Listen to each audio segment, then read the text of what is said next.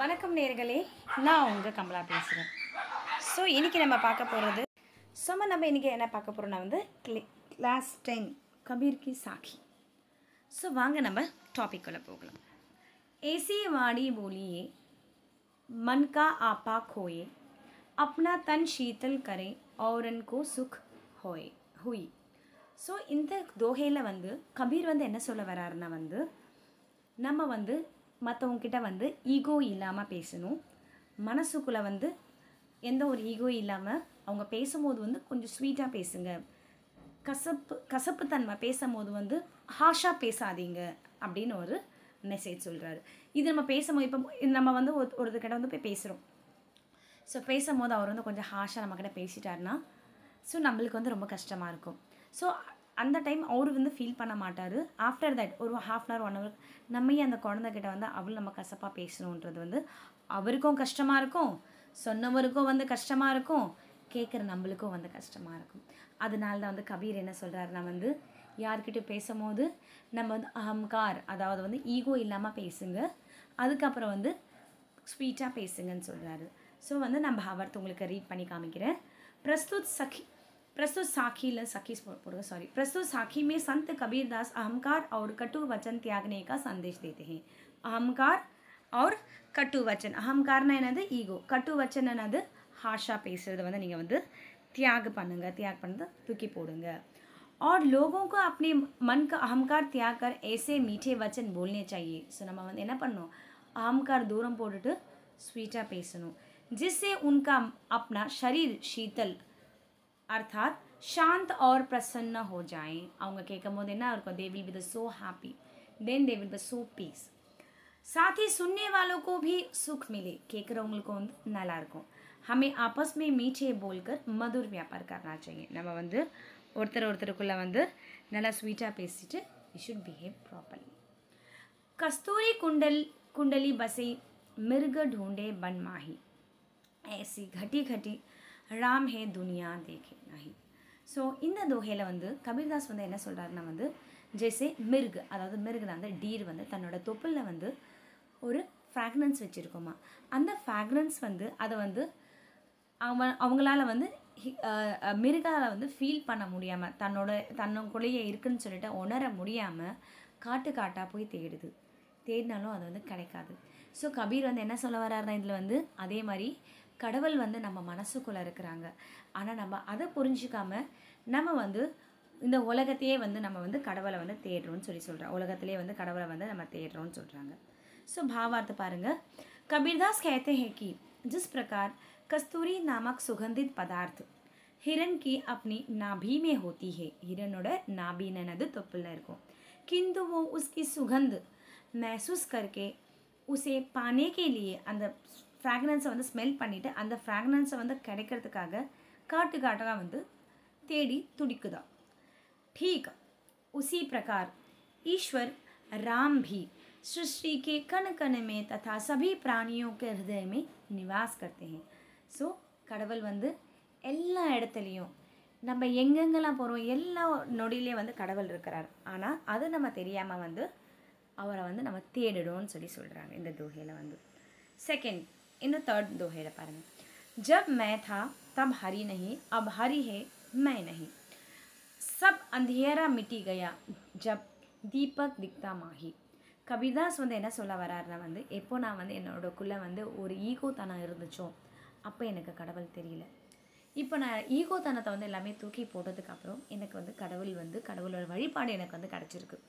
So இதில் விளக்கு வச்சு கம்பேர் பண்ணி பேசுகிறாரு. ஸோ ஒரு விளக்கு ஏற்றணுன்னா நம்ம எப்படி இருக்கும், வீடு ஃபுல்லாக விளக்கு ஏற்றுறதுக்கு முன்னாடி ஒரு அக்யான் ரூபி, ஒரு நாலேஜ் இல்லாமல் நம்மளுக்கு வீடே ஃபுல்லாக இருட்டாக இருக்கும்.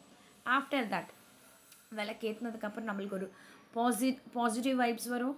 அதுக்கப்புறம் இருக்கிற எல்லா டார்க்னஸும் நம்மள இருக்கிற எல்லா நெகட்டிவ் திங்ஸும் தூக்கி போட்டு நம்மளுக்கு ஒரு வெளிச்சத்தை கொடுக்கும். ஸோ இதே மாதிரி தான் கபீர் என்ன சொல்கிறாரு, நம்ம உள்ளே இருக்கிற எல்லா அகங்கார் அதாவது ஈகோ தனத்தை நம்ம தூக்கி போட்டுட்டு நம்ம எப்போவுமே பாசிட்டிவாக இருக்கணும்னு சொல்கிறாங்க. कबीरदास कहते हैं कि जिस समय मैं मेरे अंदर अदाद एंकुल्ला अहंकार भरा हुआ था, अहंकार फुलफिल आयिरुंदो, उस समय मुझे ईश्वर नहीं मिल पा रहे थे. அப்போ கடவுள் எனக்கு கிடைக்கல. अब मुझे ईश्वर के दर्शन हो गए. இப்போ வந்து ஈஸ்வரர் கடவுளோட தரிசனம் எனக்கு கிடைச்சிடுச்சு.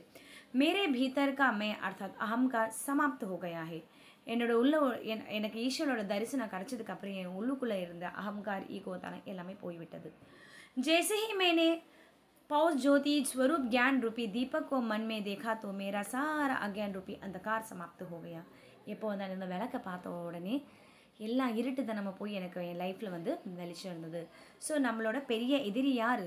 அகங்கார். நம்மளோட ஈகோ தான் நம்மளோட பெரிய எதிரின்னு சொல்கிறாங்க. सुखिया सब संसारे खाए और सोए दुनिया दास कबीर है जागे अरु रोवे. ஸோ இந்த உலகத்தில் வந்து நம்ம எல்லாரும் வந்து எப்படி இருக்கும்? சந்தோஷமாக இருக்கிறோம், நல்லா சாப்பிட்றோம், நல்லா தூங்குகிறோம். ஆனால் இங்கே வந்து யார் வந்து சேடாக இருக்கிறாங்க பார்த்தீங்கன்னா வந்து கபீர். ஸோ கபீர் வந்து என்ன பண்ணுறாருனா வந்து இந்த உலகத்தில் வந்து கடவுள் கிடைக்கணும்னு சொல்லிட்டு கடவுளை தேடி போயிட்டு கடவுளை வந்து கிடைக்கணும்னு சொல்லிட்டு இவர் வந்து ரொம்ப சேடாகவும் இருக்கிறார், அதனால अड़ुरारू. दास मौज मस्ती में डूबे रहने वाले लोगों को तुलना चिंतनशील व्यक्तियों से करते हुए कहते हैं कि इस संसार में ऐसे व्यक्ति हैं जो खाने पीने और सोने का कार्य करता है. ஸோ இந்த உலகத்தில் நம்ம எல்லோரும் என்ன பண்ணுறோம்? சாப்பிட்றோம், நல்லா ஹாப்பியாக இருக்கும், தூங்குறோம். अपने जीवन को सबसे सुखी मानकर खुशी रहते हैं. कबीरदास कहते हैं कि वो दुखी है क्योंकि वो जागा रहे. उन्हें संसार की नश्वरता का ज्ञान है, इसलिए संसार की नश्वरता को देखकर होती. ஸோ அதனால் வந்து அவர் என்ன பண்ணுறாருனா வந்து இந்த உலகத்தில் பார்த்துட்டு கடவுளை கிடைக்கிறதுக்காக அவர் வந்து ரொம்ப ஃபீல் பண்ணி அழுகிறார். नेक्स्ट दोहा. निंदक नेड़ा रखिए अंगठी कुटी बंधाई बिन सावड़ पानी बिना निर्मल करे सुभाई. कबीरदास कहते हैं कि जो व्यक्ति हमारी निंदा करते हैं हमें उसे व्यक्ति को सदा अपने पास ही रखना चाहिए. यदि संभव हो तो उसके लिए अपने घर आंगन के एक कुटिया बनवा कर दे देनी चाहिए जिसे वो हमारे करीब ही रहे. वो हमारे बुरे कार्यों को निंदा करके बिना साबुन और पानी के ही हमारे स्वभाव को अत्यंत स्वच्छ एवं पवित्र बना देता है. அதாவது வந்து கபீர் வந்து என்ன சொல்கிறாங்களோ வந்து நம்மளை யாராவது ஒருத்தர் இருப்பாங்களாங்க குறை சொல்லிகிட்டே இருக்கிறவங்க, நீ இப்படி பண்ணுற அப்படி பண்ணுற. So they will never appreciate to us, always they will poking us. So இந்த மாதிரி பர்சனை வந்து நீங்கள் வந்து என்ன பண்ணணும் வந்து உங்கள் பக்கத்தில் வச்சுக்கோங்க. முடிஞ்சால் உங்கள் வாசல்லே வந்து அவங்களுக்கு வந்து வீடு கட்டி நீங்கள் கொடுங்க. அப்போ என்ன ஆகும்? அவங்க வந்து உங்களோட குறைய சொல்லி சொல்லி சொல்லி சொல்லி உங்கள் குறைய தீர்த்துட்டு உங்களை வந்து ஒரு குட் பர்சனாக ஆக்கிடுவாங்க. ஸோ நம்மளுக்கே தெரியாது இல்லைங்க, சம்டைம்ஸ் வந்து நம்மளுக்கு என்ன குறை நம்மளுக்கு இருக்குன்றது வந்து நம்மளுக்கே தெரியாது. அப்போ நீங்கள் என்ன பண்ணுவீங்க? அவங்க வந்து குறை சொல்ல சொல்ல சொல்ல சொல்ல சொல்ல நம்ம வந்து நம்மளையே தீர்த்திக்க ஒரு சான்ஸ் கிடைக்குது. கரெக்டுங்களா?